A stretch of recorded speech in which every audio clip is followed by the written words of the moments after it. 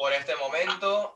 Vamos a pedirle a mi hermano Lester que haga la oración por el estudio para dar inicio a este estudio de la mañana, hermano.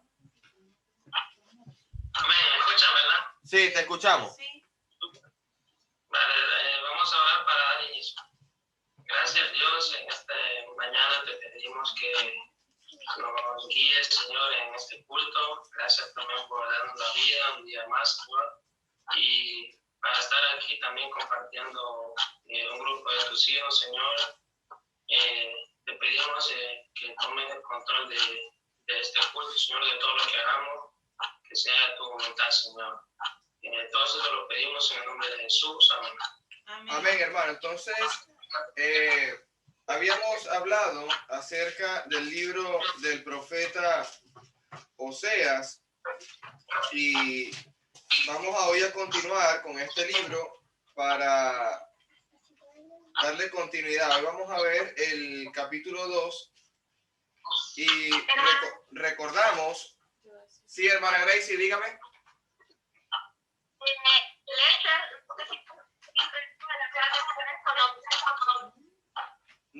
No se le entiende, hermana. No se le entiende.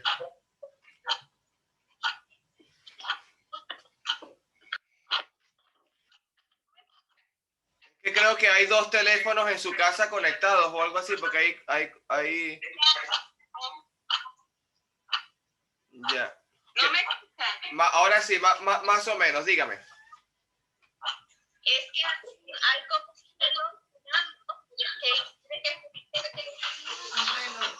Siempre lo soy. Ya. ahora no dejaba escuchar. ¿Ya está listo? ¿Ahora sí? Sí, ahora sí. Sí, ahora Vale, hermana. Bueno, damos inicio entonces a este estudio. Entonces, con el libro del profeta Oseas, sabemos que Oseas, ese profeta menor, vino palabra de Dios a Oseas en el tiempo que estaban gobernando los reyes que menciona Oseas capítulo 1, verso 1, que lo leemos. Dice: hijo de Bería en los días de Oseas, Jotán, Acaz, Ezequías, reyes de Judá, en los días de Jeroboam. Sabemos, porque estuvimos estudiando un poco acerca de esto, que Jeroboam era una persona que fue en pos de dioses ajenos. Inclusive recordamos cuando reinaba Acaz, que fue y se casó con Jezabel y hizo un monumento de acera y fue en el camino de Jeroboam. Igualmente habíamos visto que en el versículo 4 decía: y le dijo Jehová, ponle por nombre a Jersel, porque de aquí que un poco castigará la casa de Jehú por causa de la sangre de Jersel, y haré cesar su reino de la casa de Israel. El tema es que también Jehú hizo cosas más allá de lo que era de la palabra de Dios. Y luego la orden que le da Dios a Oseas de tomar a una mujer adúltera, una mujer de fornicación, una mujer que no era la idónea, para dar ejemplo a Israel de que ese matrimonio que estaba adulterándose entre ellos mismos, que iban a tener hijos de fornicación. Así se sentía Dios con Israel, porque el mismo pueblo se había apartado de la palabra de Dios. Entonces, empezamos hoy capítulo 2, y bueno, de hermana Gracie o hermana Vanessa, si puede leer capítulo 2 de Oseas, versículo 1 y versículo 2.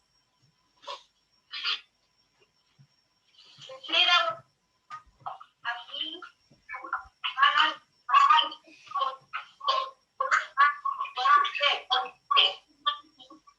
y tu marido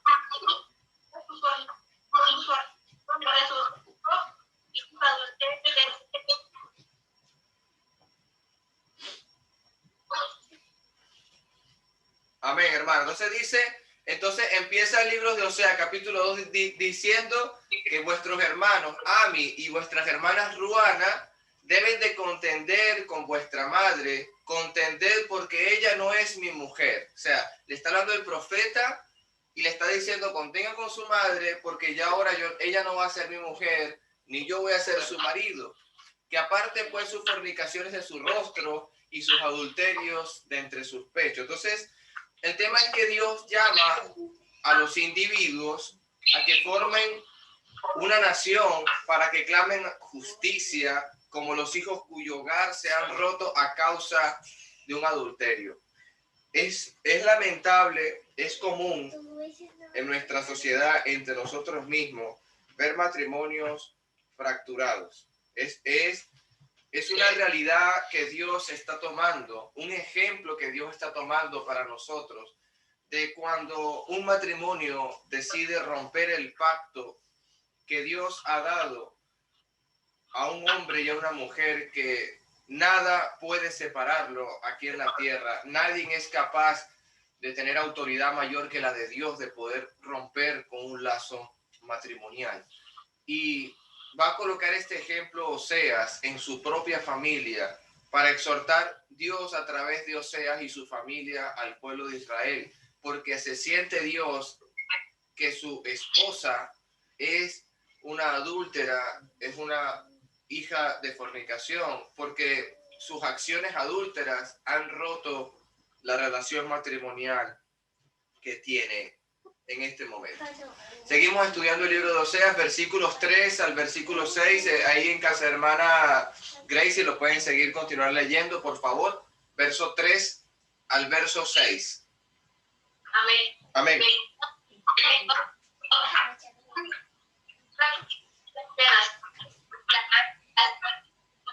La leche, la seca y la y las tres misericordias.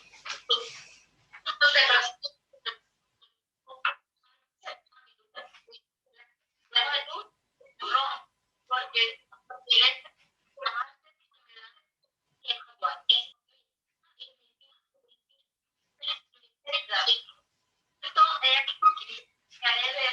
tu camino, daré consejo y no hallarás caminos. Entonces, continúa la palabra diciendo que Dios va a despojar, va a desnudar a su esposa. ¿Se recuerdan en el momento que estudiábamos el libro de Ruth, que se acerca Ruth de noche en el tiempo de la era y le dice a Boaz que le cubra con su manto, porque eso significaba, también lo leímos en el libro de Ezequiel, que era momento de amores, momento de matrimonio? Entonces ahora Dios le está diciendo a Oseas que va a hacer lo contrario. Ahora le va a quitar el manto, la va a desnudar, la va a dejar como en el día en que nació. Y lo va a hacer, como dice, lo haga como un desierto y la deje como tierra seca y la mate de sed. Incluso va a decir en el versículo 4 que no va a tener misericordia de sus hijos porque son hijos de prostitución. Aquí es donde viene el comentario que en el tiempo de los judíos, cuando tenía pecado la familia, normalmente se le preguntaba a la persona quién habría pecado para que este niño o esta niña estuviese en esta condición. Incluso, si pongo un ejemplo del Nuevo Testamento, cuando estaba el paralítico, que si eras griego, simplemente morías, porque los griegos no permitían a un paralítico o un parapléjico vivir en su sociedad. La persona nacía con problemas para poder caminar. Si eras en el momento griego, te mataban. Pero si eras judío, también te decían quién habrá pecado en tu familia para que tu hijo o tu hija haya nacido con condición de parapléjico o con paralítico. Entonces, yéndome a la vida de un paralítico, por ejemplo, esto es un paréntesis, o sea, es difícil en el tiempo de los judíos. Entonces, eso por eso que dice el versículo 4, ni tendré misericordia de sus hijos porque son hijos de prostitución. Entonces, también los hijos van a llevar el castigo, el pecado de la madre, del adulterio, de este momento. Entonces, porque su madre se prostituyó, por eso es que dice el versículo 5, y le dio a luz y que los dio a luz y los deshonró, porque dijo, iré tras mis amantes que me dan pan, mi agua, mi lana, mi lino, aceite y bebida. Pero eso se lo está diciendo también en ejemplo con este matrimonio, pero es directamente al pueblo de Israel. Y si yo le hago la pregunta, hermanos, ¿quién es el que sustenta esta tierra? ¿Quién es el que da bendición sobre buenos y malos? ¿Quién hace salir el sol sobre buenos y malos? ¿Quién es el que da que la tierra produzca su fruto? Es Dios. Pero Israel le está dando esta gloria, esta honra a dioses ajenos. Israel cree que su fruto nace en la tierra, que la tierra produce por los dioses ajenos. Y entonces el versículo 5 dice, ellos creen que esos amantes le están dando el pan y el agua, y no es así. Por tanto, he aquí que yo rodearé con espinos su camino y la cercaré con seto y no hallará sus caminos.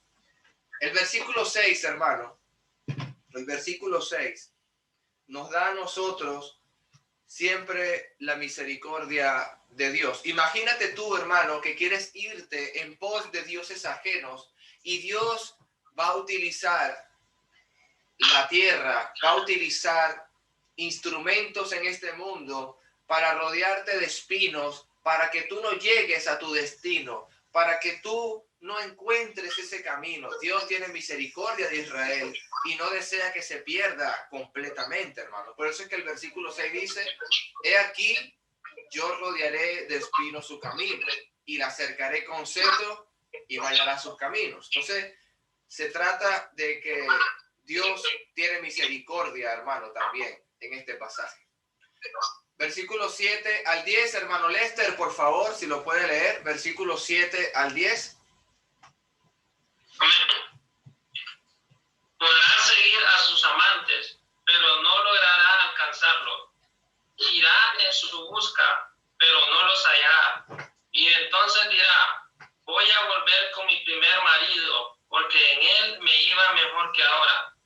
Y es que ella no ha reconocido que soy yo quien le ha dado el trigo, el vino y el aceite, que soy yo quien le ha multiplicado la plata y el oro, que le ofrece a Baal. Por eso en su momento haré que me devuelva mi trigo y mi vino, le quitaré mi lana y mi lino, que le había dado para que cubriera su desnudez. Y a la vista de sus amantes pondré el descubierto sus partes pudentas. Nadie la librará de mi mano. Amén, hermano. Entonces, fíjate lo importante que ella va a seguir a sus amantes y no los alcanzará. ¿Por qué no los alcanzará? ¿Y por qué no los hallará cuando los busque? Porque Dios en el versículo 6 está diciendo que la va a acercar, va a tratar de que no llegue a su destino. Es la misericordia de Dios.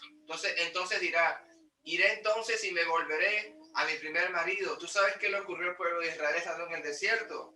Que Dios los dejó en el desierto 40 años allí, porque simplemente, hermanos, ellos, como no querían hacer la voluntad de Dios, los dejó Dios allí. Imagínense la omnipotencia, la omnipresencia, el todopoderoso, lo que es capaz de hacer por amor a su pueblo. Entonces, él dirá, iré y me volveré a mi primer marido, porque me es mejor me iba entonces que ahora. Esta frase me traslada, me transporta al hijo pródigo, porque imagínate el hijo pródigo cuando ya estaba arruinado, estaba en el hato de los cerdos. Él dice, he pecado contra el cielo y contra mi padre. No soy digno de ser llamado su hijo. Entonces, ¿qué haré? Iré a la casa de mi padre y le diré que no soy digno de ser llamado su hijo, porque mejores estaba yo allá y ninguno jornaleros de la casa de mi padre le falta el pan. ¿Qué hago yo aquí deseando comer algarrobas de cerdos? En la casa de mi padre no le falta el pan, ni siquiera al peor de los jornaleros. Entonces, iré y me volveré a mi primer marido. El hijo pródigo se volvió a su padre después de haberse ido a gastar su dinero, sus riquezas, como le dijo su hermano mayor, con prostitutas y con deleites de este mundo. Entonces, esto es un pasaje de arrepentimiento. Esto es un pasaje donde Israel va a reconocer que Dios realmente es quien nos sustenta, quien nos da el trigo, como dice el versículo 8. Y ella me reconoció. Ya nosotros reconocemos, ya nosotros entendemos que quien nos da el trigo, el vino y el aceite es Dios. ¿Quién va a multiplicar nuestras ganancias, nuestro dinero? ¿Quién nos va a dar lo que necesitamos para este mundo? Dios. Pero todo eso, según el versículo 8, Israel se lo estaba ofreciendo a Balaal. Ya vamos a explicar el significado de Balaal para que lo entendamos bien esa frase que nos da un poquito más de entendimiento, que la busqué en el diccionario de griego. Entonces continuamos el versículo 9. Por tanto, yo volveré y tomaré mi trigo a su tiempo y mi vino a su sazón, y quitaré la lana y el lino que había dado por cubrir su desnudez. Y ahora descubriré yo su locura delante de sus ojos, de sus amantes, y nadie la librará de mi mano. Hermano, el pecado que va a traer Israel no va a satisfacerlo en nada. Cuando tú te vas al mundo en busca de deleite, de satisfacción, nada te satisface, porque no existe mayor satisfacción que Dios. Nada puede suplir algo espiritual con algo material. Si tú quieres suplir necesidades espirituales, es con el espíritu, hermano. Lo espiritual acomodado a lo espiritual, decía el apóstol Pablo, y lo material a lo material. Nosotros no podemos irnos al mundo como quiere ser Israel en este momento del libro de Oseas y buscar satisfacción en Balaal. Balaal es el pecado, Balaal es el mundo, Balaal es un dios ajeno. Ahí no va a encontrar ningún tipo de satisfacción. El versículo 10 dice locura, o sea, la falta de pudor, se puede decir de esta manera. O sea, se le fue de su mente su primer marido, se le fue de la mente el pacto que tenía con Dios. La palabra Baal, en el que está en el versículo 8, significa literalmente señor o amo. También quiere decir poseedor, esposo a una persona que sostiene algo. Algunas veces los israelitas se contaminaron con este culto o una falsa deidad que los cananeos llaman Baal. Entonces, este Baal es un dios pagano. Significa señor, esposo. Entonces, imagínate tú cómo se siente el Dios Todopoderoso cuando tú le dices señor al que no lo es. Al que no lo es. Versículo 11. Lo leo, o léelo aquí, por favor. Versículo 11.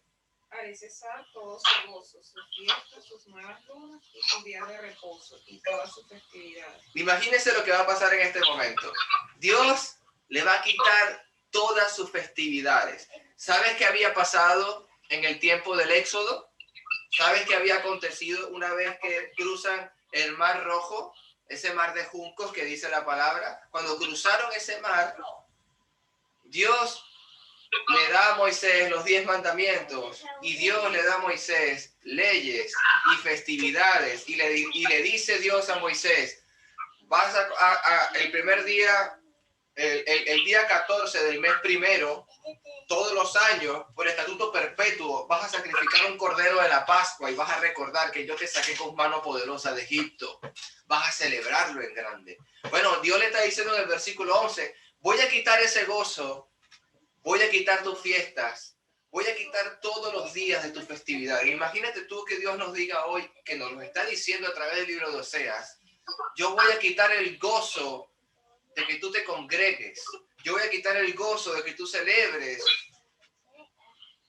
la cena del Señor, yo voy a quitar el gozo que tú puedas ofrendar, voy a quitar todo lo que tú tienes porque tú has decidido irte en pos de dioses ajenos, tú has decidido quebrantar mi pacto. ¿Cómo se siente Dios? Ahora te pregunto, ¿cómo se siente Dios cuando llega el primer día de la semana y tú no tomas la cena del Señor, tú no ofrendas para Dios, tú no ofreces canto de sacrificio de alabanza a nuestro Dios, tú no oras a Dios.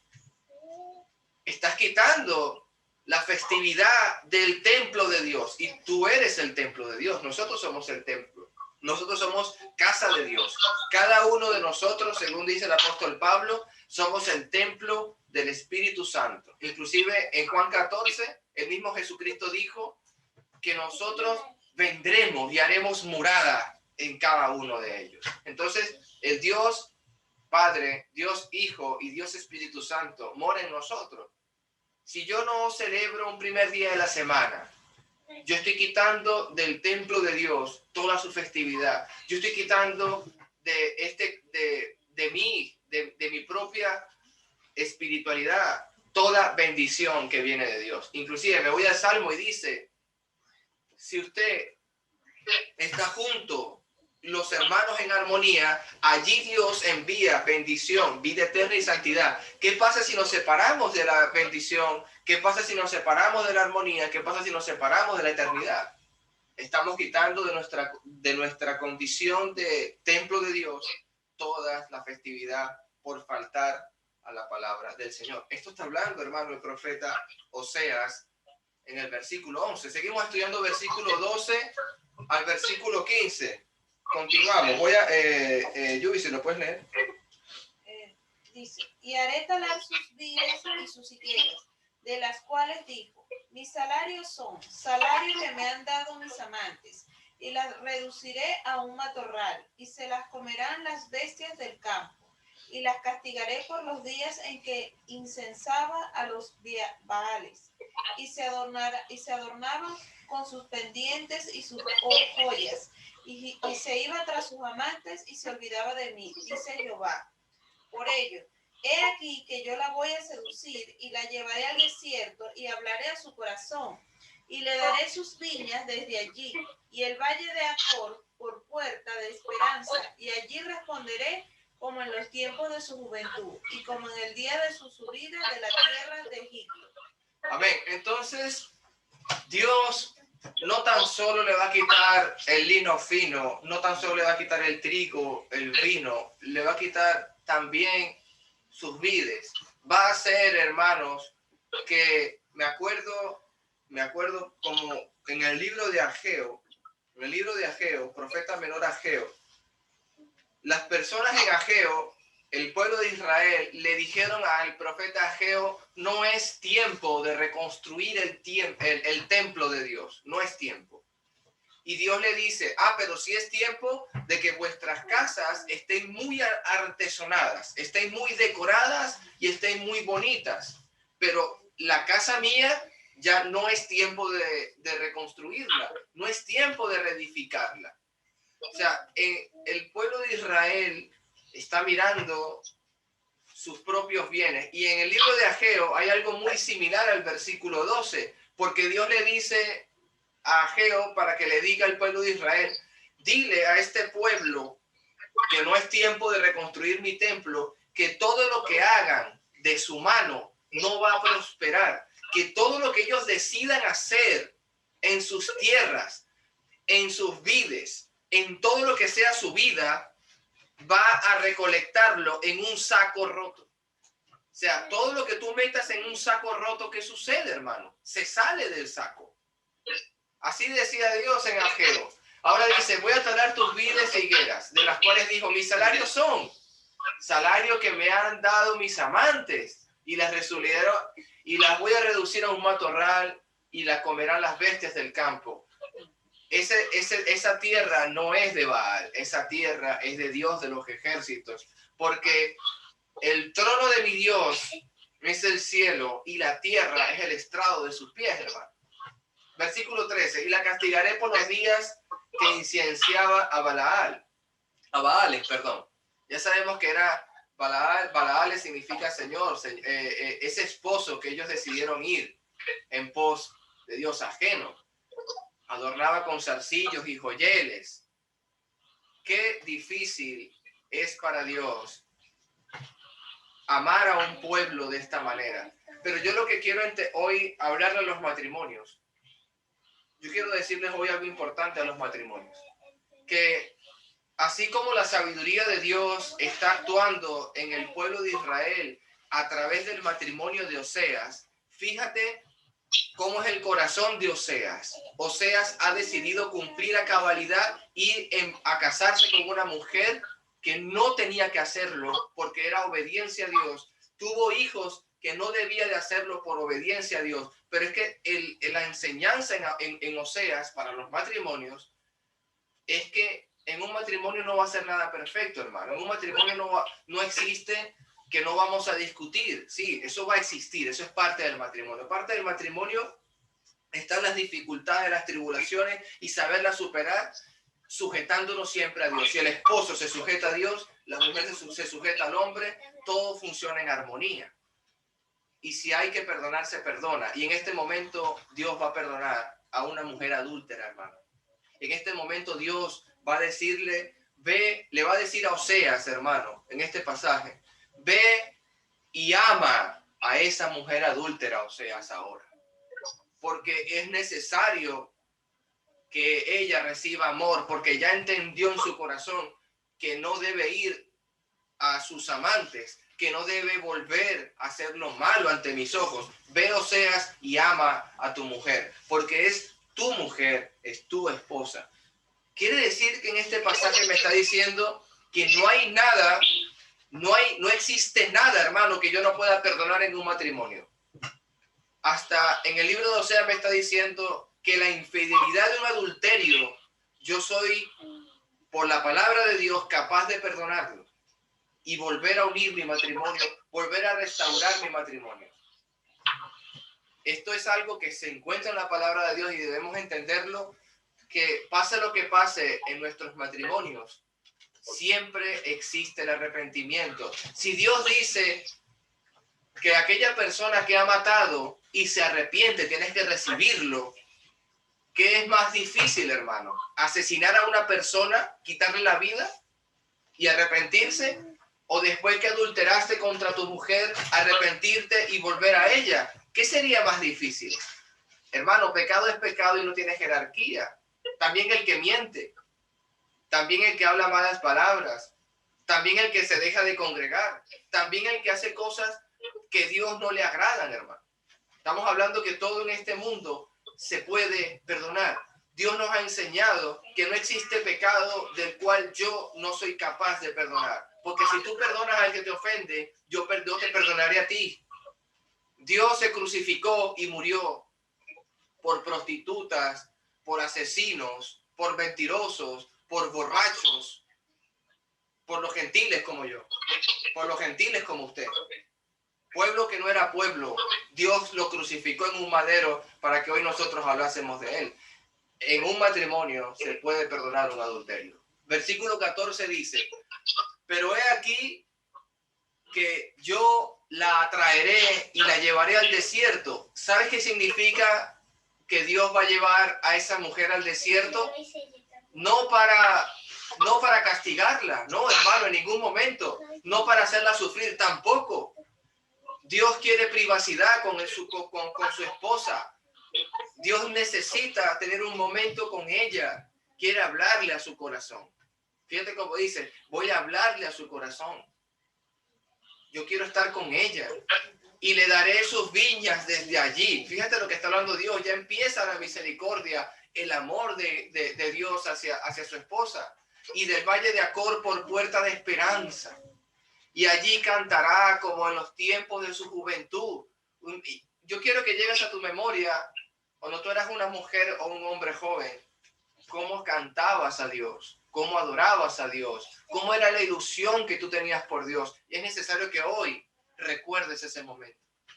Dios te está diciendo en Oseas que recuerdes cómo eras tú recién bautizado, cómo eras tú en el primer momento que saliste de las aguas del bautismo, cómo era tu pensamiento con Dios, cómo era tu amor por Dios, cómo era tu juventud cristiana, como en el día que te saqué de Egipto, cómo se sintieron los de Egipto y cantaron alabanzas al cruzar el Mar Rojo. Ha caído el caballo y el jinete.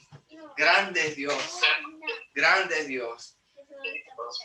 El valle de Acor, hermano, es un valle donde sucedió el pecado de Acán. No sé si se recuerdan, en el libro de Josué está Acán, que tomó el anatema y lo escondió debajo de su tienda, y después fue Josué a librar otro pedazo de la tierra prometida y perdieron por culpa del pecado de Acán. Esto se dio en el valle de Acor también. Continuamos, el versículo 15 nos habla, y daré mis viñas allí en el valle de Acor. Esto significa algo de lo cual no estaba guardando, significa esperar, aguardar. El que tiene esperanza, el que va a esperar en Dios, esa es la persona que tiene sabiduría. El saber esperar en Dios. El saber que Dios me va a sustentar. Si usted lee el libro de Miqueas, si usted lee el libro de Habacuc, son profetas que han dicho en su palabra: yo no sé si la viña no me da su fruto, si el sol no resplandece, si las potencias de los cielos se caerían, no importa, yo voy a saber esperar en Dios. Son palabras de los profetas. Esperanza. Saber esperar. Versículo 16 dice: en aquel tiempo, dice Jehová, me llamarás Ishi, y más nunca me llamarás Balalí. Balalí significa amo, que implica propiedad o posesión, mientras que la palabra Ishi comunica el afecto de una relación familiar. Yo quiero que tú seas mi familia. Eso es algo que yo lo veo y me maravilla, porque ya no vas a ser propiedad mía, no vas a hacer lo que yo diga. Yo no voy a ser tú no vas a ser mi posesión. No. Me llamarás Ishi, porque yo quiero una relación familiar contigo. Yo quiero que seas parte de la familia. Versículo 17 en adelante. Porque quitaré de la boca de los hombres los baales, y nunca más mencionarán sus nombres. En aquel tiempo haré para ti pacto con las bestias del campo, con las aves de los cielos y con las serpientes de la tierra, y quitaré del arco, espada, guerra, y los haré dormir segura. Ese versículo 18, hermano, se repite en el tiempo de Noé. Y yo, Noé, haré pacto contigo, con las aves de los cielos, con las bestias, con toda esta creación. Pondré mi arco en las nubes, y yo más nunca voy a derramar una inundación sobre la tierra, más nunca raeré a la tierra con aguas del diluvio. Aquí Dios está diciendo un pacto. En aquel tiempo haré pacto con las bestias del campo. Yo, por mi creación, te prometo a ti, esposa mía, que yo te voy a amar. Yo te voy a defender. Estos son pactos matrimoniales. Le dice, con las aves y con las serpientes de la tierra, y quitaré de la tierra el arco, la espada y la guerra. Te haré dormir segura. ¿Cómo se sentiría usted si yo le digo, sobre todo a nosotros los venezolanos, vamos a vivir y a disfrutar en Venezuela, cuando a diario se escuchan disparos, detonaciones, sabemos que roban, sabemos que hacen guerras, sabemos que no está seguro, que no hay hospitalización, que nuestra familia sufre, que cada tiempo que pasa mueren y siguen muriendo porque no hay oxígeno, porque no hay hospitalización, no hay una UCI, hay una negligencia total?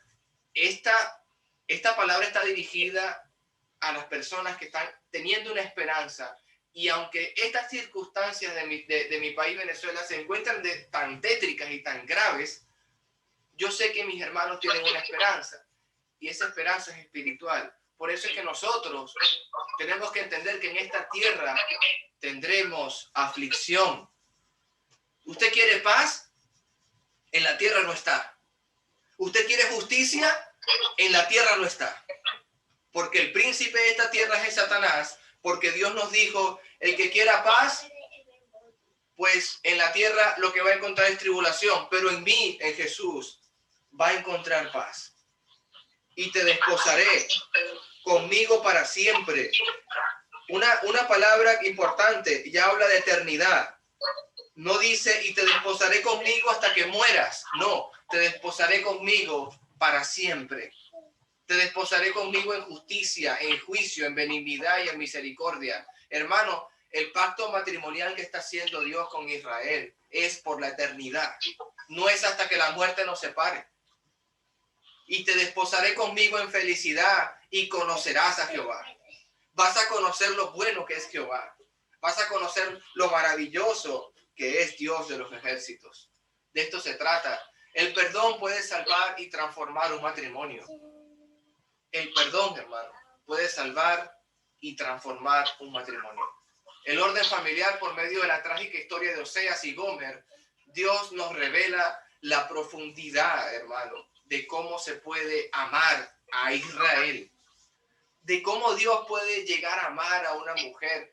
Tu hombre o tu mujer piensan en un adulterio matrimonial y ahora empieza a dar pasos hacia esa persona que adulteró contra ti y ámala como la está amando Dios. Ese es el carácter de Dios. Saber crucificar a su propio hijo por un adúltero, crucificar a su propio hijo por un asesino. Saber que su esposa le fue infiel y él igualito va a tomarla de la mano, la va a llevar a un desierto, hablarle palabras muy hermosas porque busca privacidad para ella. Le va a dar a entender que él es el que sustenta su vida. Ese es el amor de Dios en este pasaje. Dios es realmente maravilloso con todo lo que hace. La palabra Baales nuevamente está vinculado a los dioses paganos, a los dioses ajenos. Y yo quitaré de tu boca esa palabra, la voy a quitar. Ya quiero que me llames Isi. Yo quiero hacer contigo una relación familiar. Versículos 21 al 23 y terminamos. Dice, en aquel tiempo responderé, dice Jehová, yo responderé a los cielos y ellos responderán a la tierra. Y la tierra responderá trigo, vino y aceite, y ellos responderán a Jerzel. Y la sembraré para mí en la tierra, y tendré misericordia de Lo-ruhama, y le diré a Lo-ammi, tú eres pueblo mío. Y él dirá, Dios mío. Hermano, en este momento Dios ha olvidado el adulterio, Dios ha olvidado los hijos de prostitución. Dios está decidido a amar. Dios tomó la decisión de amar a un matrimonio en prostitución, a un matrimonio de adulterio, a unos hijos de prostitución. Ellos están, en este pasaje, Dios le va a decir a la tierra, produce otra vez, dale fruto a esta gente. En el cielo está Dios y el cielo va a responder a la tierra con bendición hacia nosotros, porque Dios es capaz de hacer lo que Él desea con su creación. Y la tierra responderá. ¿Cómo responde la tierra? Dándonos el trigo. ¿Cómo responde la tierra? Dándonos el vino y el aceite. ¿Y sabes qué? Esas van a responder a quien, a Jerzel, la descendencia que viene para Israel. Y sembraré para mí en la tierra y tendré misericordia de Lo-ruhama y le diré a Lo-ammi, tú eres pueblo mío, y él dirá, Dios mío, los hijos de Gomer. Es una maravilla entender lo que es el matrimonio para Dios, lo que es saber cómo Dios puede amar, en qué momento Dios nos ha enseñado cómo amar. Sabemos que lo mostró a través de su Hijo Jesucristo, pero ahora nos lo ha mostrado cómo Dios puede amar a un matrimonio en el tiempo más difícil que puede ser en un momento de adulterio, tanto literalmente como hablando que te fuiste y fornicaste en dioses paganos como Baal. Dios bendiga su palabra y que Dios nos llene de sabiduría en todo momento, hermanos.